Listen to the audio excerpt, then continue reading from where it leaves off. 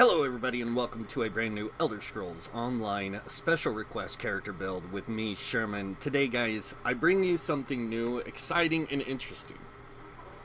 I bring you the Maelstrom. Now before I get started, of course there is a disclaimer. This is a roleplay, casual play character. This is not meta in any way. So let's get started. The story behind this character is really interesting. A person came to me and requested an idea. They didn't really request it. They brought it to my attention, and it just kind of like flowed, and I was like, you know, that would be so cool if we could do that. And they said what I'd really like is if there was a way you could combine the Warden and the Sorcerer and make them work together. And I was like, you know what? That would be so cool if you could do that. And I know it's not possible to make a split class kind of character. So instead what I did was I looked at the different combinations of ways that you can put together different things, and I said, you know what? I'm going to do one better. I'm going to bring you the Maelstrom. Now, I'm not doing this because I'm like the best builder or anything like that, guys. I'm not. I just did this because I love this game. I really do, and you guys have no idea like what it does for me as a person.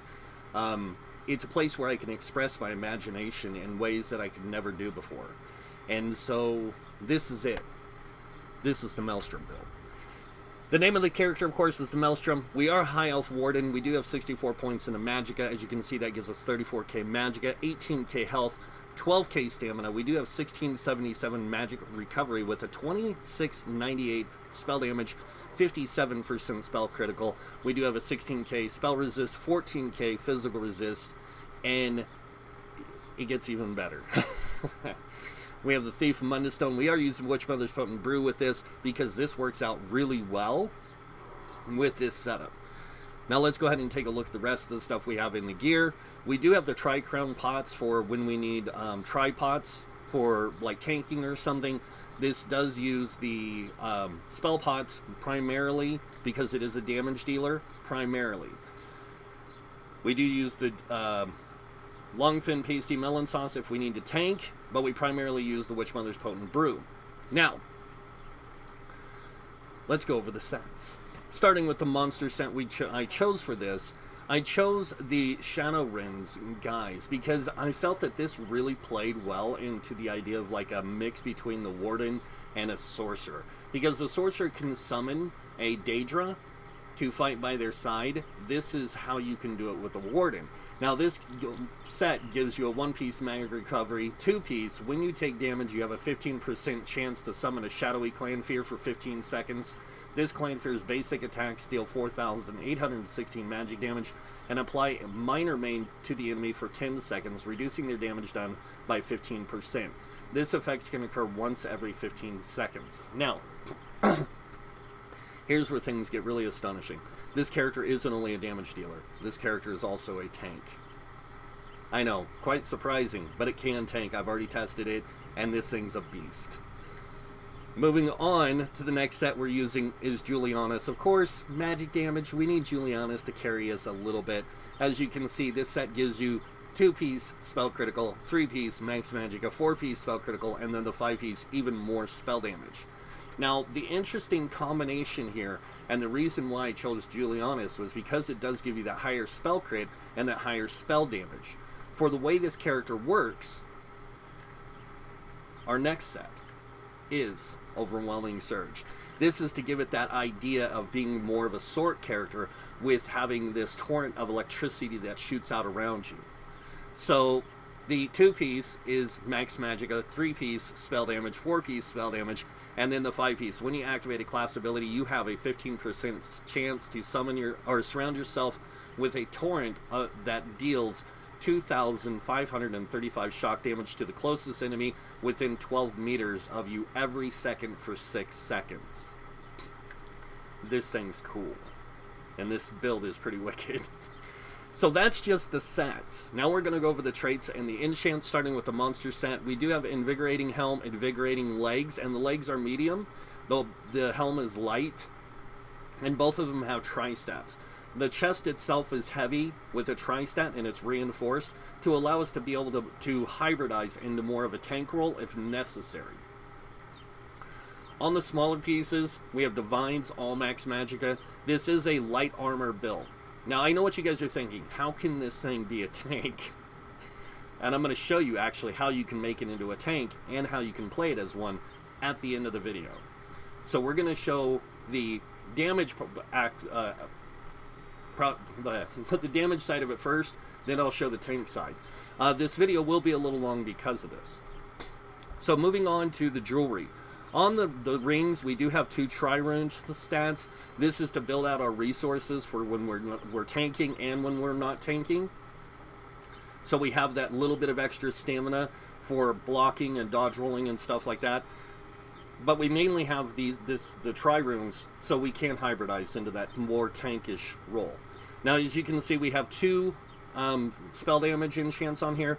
Our third piece, the necklace, is a bloodthirsty with a magic recovery. Since the spell rend or shadow rend gives us magic recovery, we only needed 1 more to build our magic recovery up, so we used bloodthirsty instead to boost our damage capabilities. Moving on to the weapons. This is where things get interesting, because you're going to be like, how can this thing be a damage dealer? On the front bar, we have an ice staff. And the reason I chose an ice staff was because an ice staff on a Warden is very powerful, because you get 5% increase to frost damage. So we use the ice staff for that purpose. But we only light attack with it in damage mode. When we play tank, we go full on heavy attacks. And that's how we keep and maintain our aggro. Now moving on to the back bar, and this does have Nirnhoned with a shock enchant. And yes, you can tank with this. Moving on to the back bar, we have a lightning staff infused with weapon and spell damage. This character is primarily a battle mage type character that uses a maelstrom of storms to destroy the enemies around him. And I'll get to that in a second. Lightning staff with weapon and spell damage. There's a reason for this. You guys will see in a second. You guys can know why the weapon and spell damage is there. That's just to boost our damage and make us gods. But it actually plays a lot higher into this than you think. Okay, now that you guys have seen this, we're going to go over the skills. Now, since this is a Warden class character, you can unlock all the different Warden abilities. Now remember, this isn't primarily a ice person. They use a lot of ice abilities along with their class abilities and along with their gear sets to kind of give them that mix of the Maelstrom thing that I was talking about, where they use a lot of storms and things like that to just devastate things around them. So going over the class skills and abilities, make sure to unlock everything that's Magicka based. That's how this is going to work best. With the green balance, same thing, unlock all the heals and passives. Winter's Embrace, all the Winter's Embrace skills and passives. And make sure you get Winter's Revenge. Not the one that the gripping shards. Winter's Revenge, much better for this. On to the weapons. Destruction Staff is our primary weapon and pretty much our only weapon that we need. As you can see, I picked certain abilities here that I unlocked. I did take Pulsar for an AoE because it's really awesome for taking out the trash, is what I like to say. We have Destructive Clinch, we do have Elemental Blockade, and we do have Crushing Shock here. We do have Elemental Drain for when we want to do, to get a better uptime of Major Breach, but this is primarily for when we're tanking. You guys will see that when I show you that.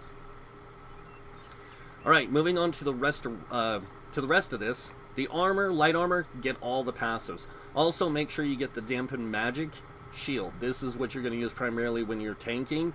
If you don't want to use that, you can use Bone Surge from the Undaunted Scaling. Moving on to medium armor, take the top 2, bottom 1. We only really need the bottom 1 and maybe Windwalker a little bit for the mag and stamina, or the stamina recovery and the reduced stamina cost for some abilities that we might use outside of our class.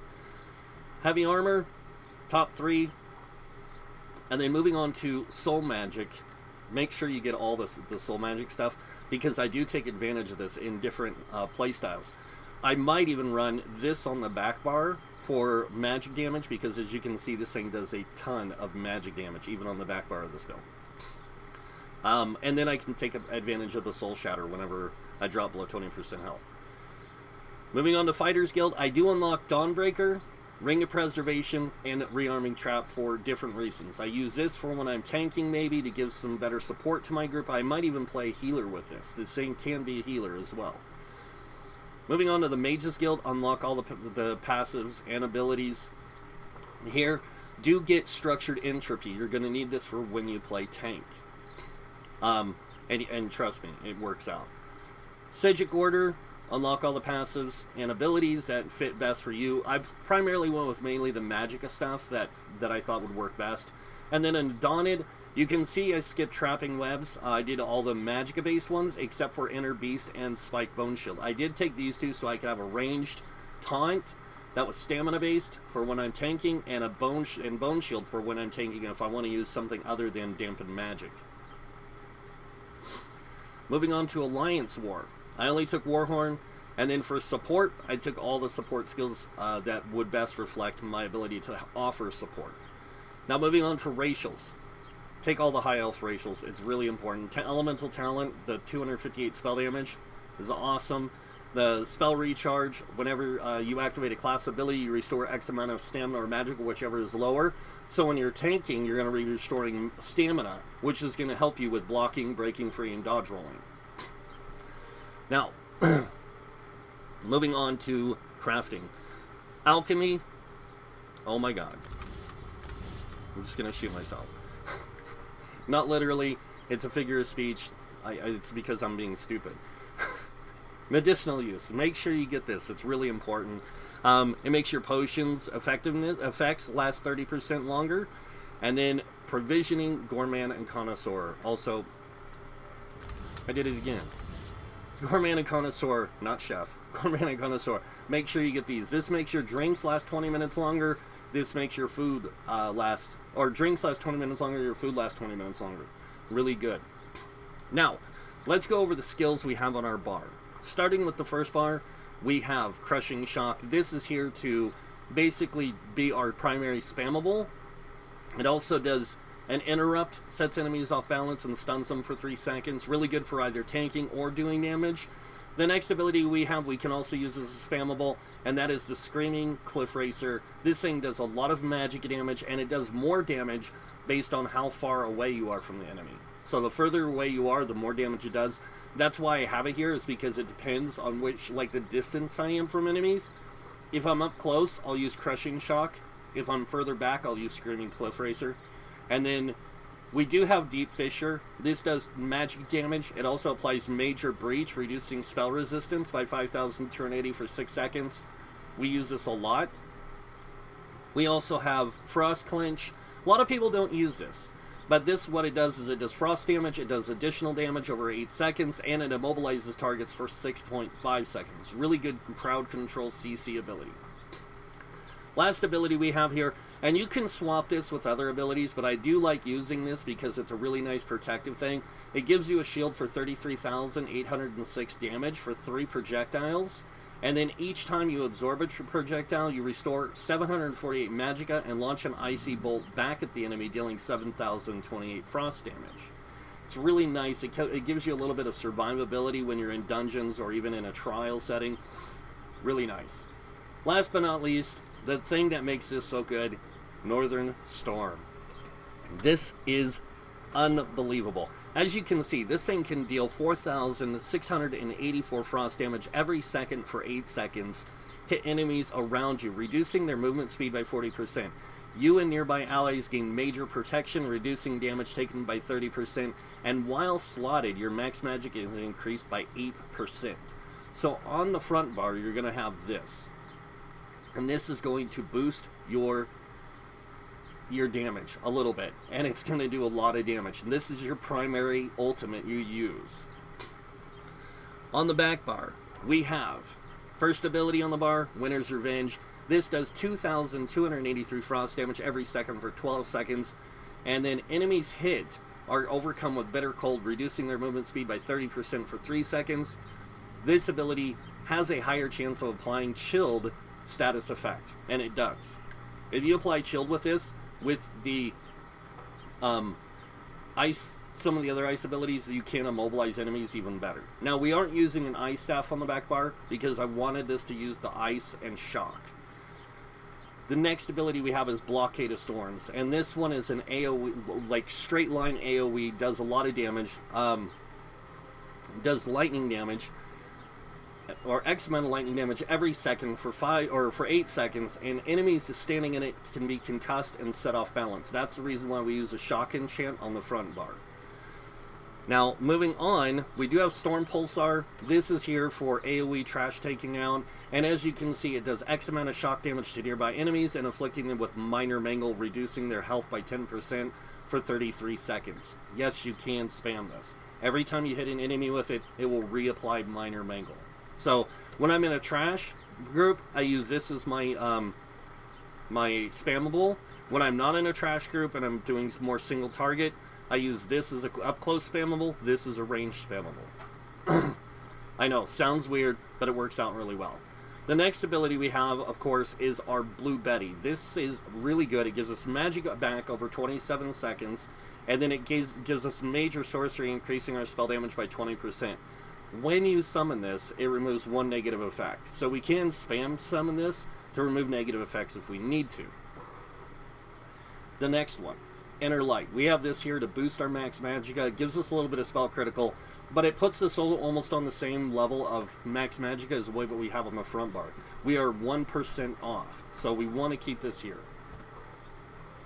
Next ability, Ice Comet. Ice Comet's a really powerful upfront damage ability because it deals 17,000 damage to all enemies in the area, knocking them down and stunning them for 2 seconds and reducing their movement speed by 50% for 8 seconds. After impact, enemies in the target area take extra frost damage every second for 11 seconds.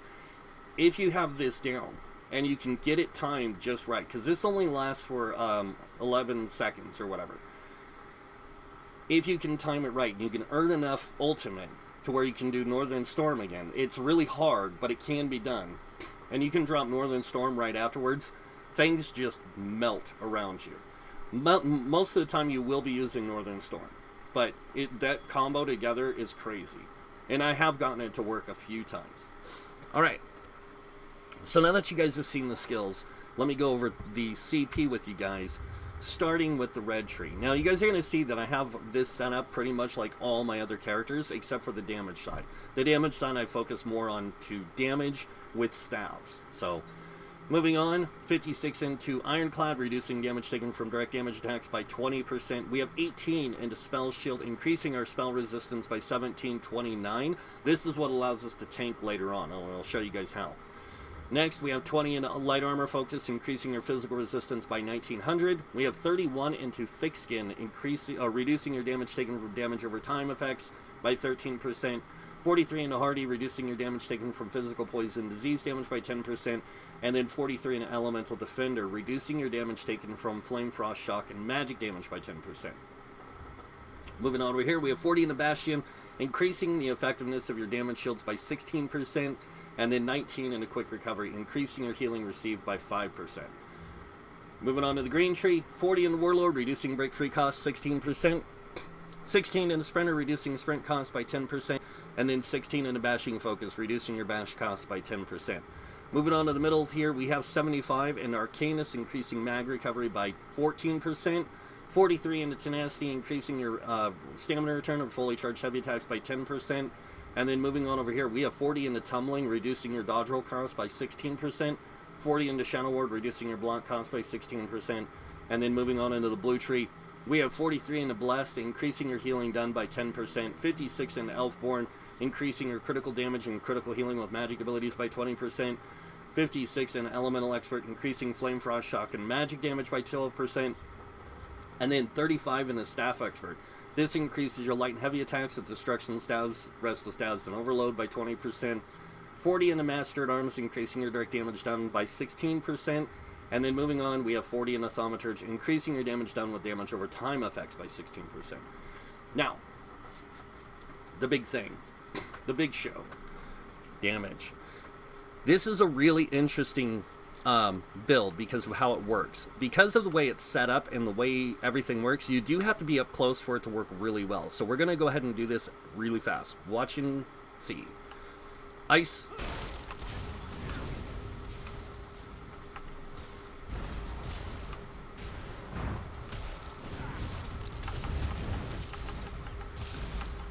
As you guys can see, I'm almost up to 26k there. 24,000 damage on that. And I want to show you guys this so you guys can see 3,780 spell damage with a 55% spell critical, 70% critical damage, 10,000 spell penetration. Our light attacks were hitting for up to 10k. Our deep fissure hit for 25. Our frost clench hit for 10,000.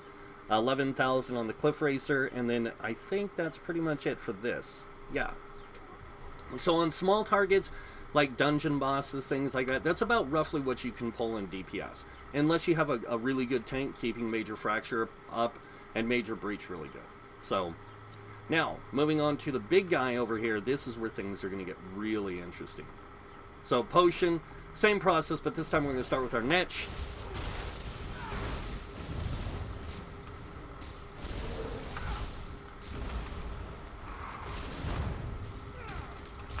And this time we're going to activate Northern Storm also. I'm also going to use the birds this time a little bit more.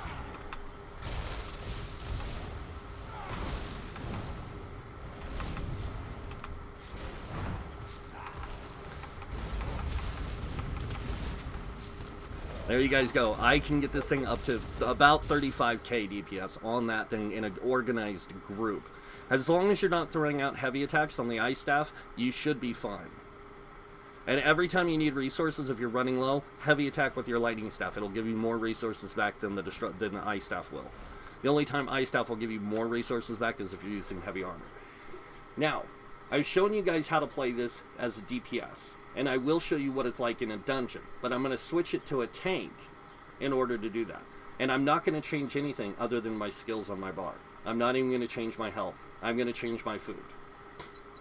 So, first things we're going to do is we're going to get rid of a few skills here to make us a little bit better at tanking.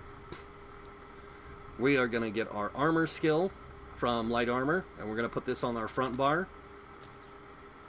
We are going to move this over here, and we are going to actually, I shouldn't have done that. I'm going to go ahead and do this. No, I'm going to leave that, because we're going to actually grab that and put that right there.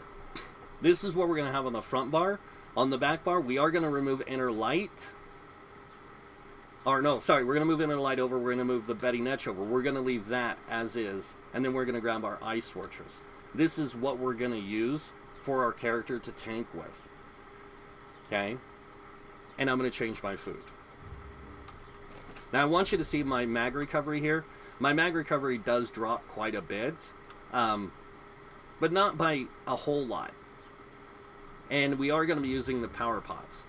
And now my mag recovery goes to 12 something there, 1400 on the back bar.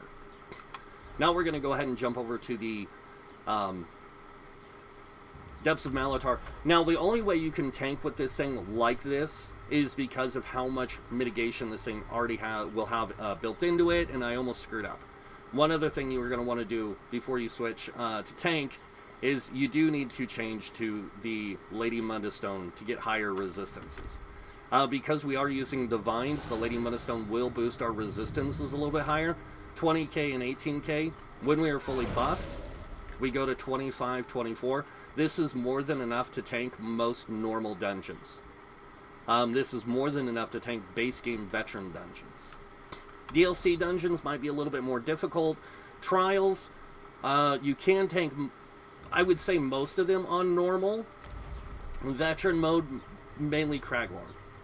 I don't know how well you do in Maw Vorkaj or any of the DLC trials.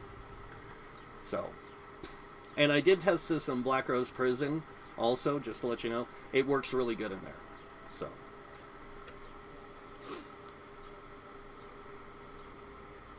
I originally made it as a Breton, but I said, no, I want to go High Elf. And it worked out. Alright, so what we're going to do is we're going to go in here, we're going to play this character like a tank. We're going to go in here and just beat the snot out of these dudes. Because every time we activate a class ability, like Polar Winds... Oops. Polar Winds? Really? Polar Winds? We can activate our Lightning Surge. So...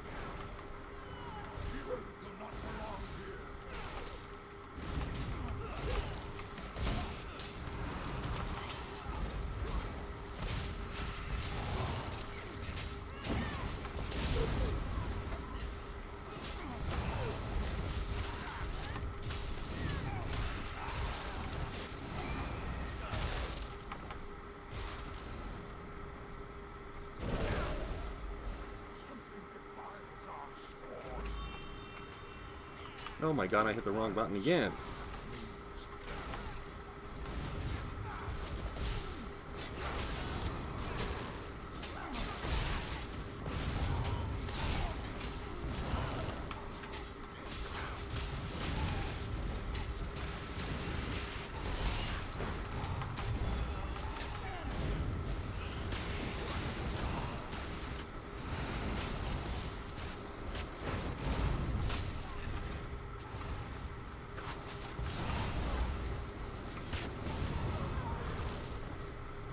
Yeah, overloading Surge killed her.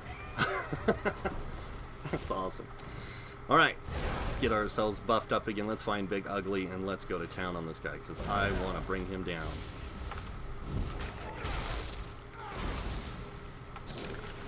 And this time, Northern Storm is going up because we want to get that damage reduction going off. Also, our shields.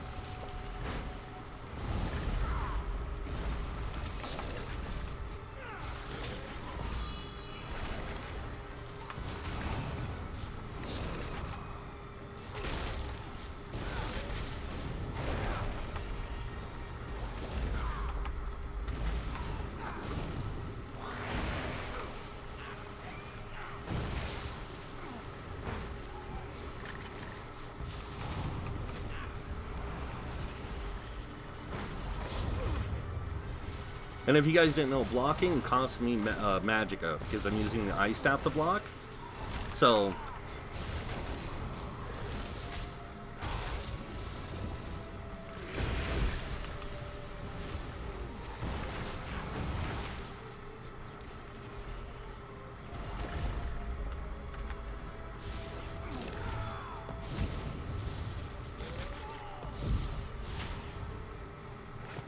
and he killed me. I let him kill me, by the way. I just wanted to try and get my magicka back up, but, you know, I wasn't paying attention because my microphone sits right in front of my screen, right when the bars are on the bottom of the screen. But that is the Maelstrom, guys. You can, like I said, tank with this in pretty much normal mode, which is really nice, and then when you want to play DPS, you know, you can go right back to playing that, because you can just swap foods, swap your skills around, boom, you're done. And you can even solo like this, which is really good. And yeah, you can solo world bosses, no problem. This thing is, like I said, it's a beast. And to the guy who gave me the theory, dude, I hope you like this, because I do. I am totally astonished by this. I almost went and made my main Northern Wind into this because it's so cool. But yeah, it's awesome. So here you go. Here's your sorc Warden combo, the Maelstrom. Hope you like it. And that's it for this video, guys, so you know what that means. If you like this video, hit that like button. If you guys want to see more videos by me, you can subscribe. Other than that, I want to thank you all for watching. Until next time, have a wonderful day. And this guy might see you in game. Bye.